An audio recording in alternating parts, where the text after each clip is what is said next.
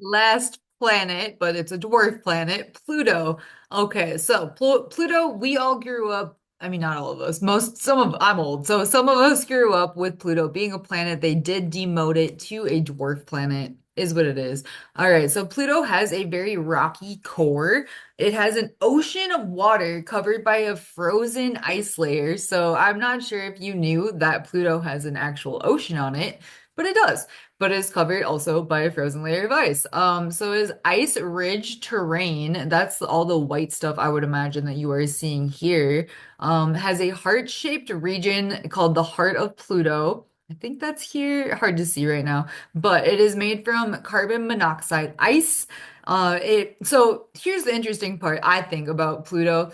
It realigned itself. Pluto, the planet, realigned itself so that its heart was in alignment with one of its moons. And I don't know. I just think that's pretty cool. So it's called True Polar Wander. Like it literally aligned its heart so that it aligned with its moon, which I think is pretty cool.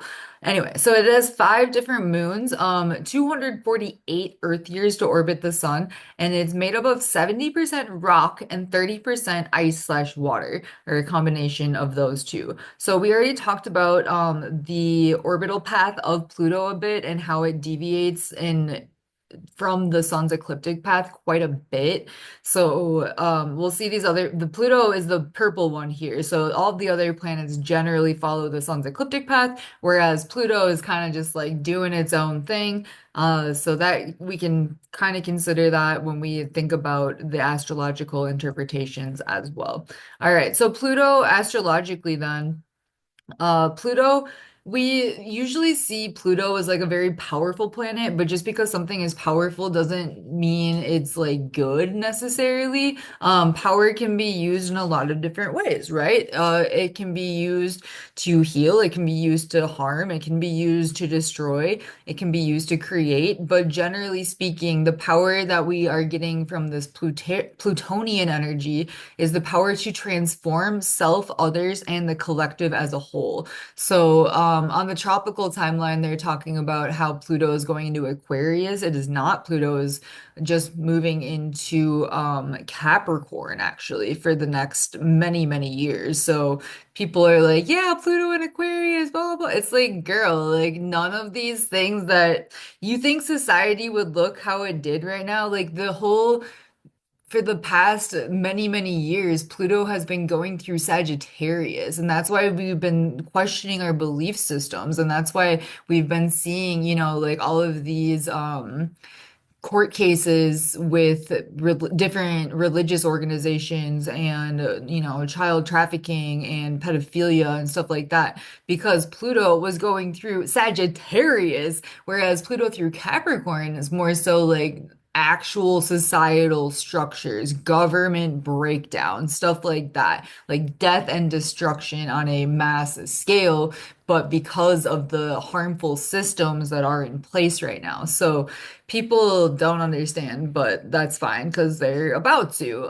Anyway, so Pluto represents death and destruction, can also represent like awareness or bringing awareness to hidden things. Sometimes can also represent hidden things, so be careful there. A connection with the underworld, you can kind of view that however you want. You can view that as like actual hell. You can view that as a vibrational hell. You can view that as connecting with like anything that lives in the underworld type thing. Up to you if you believe in the underworld, you know what I mean? Like there's a lot of different ways to interpret that.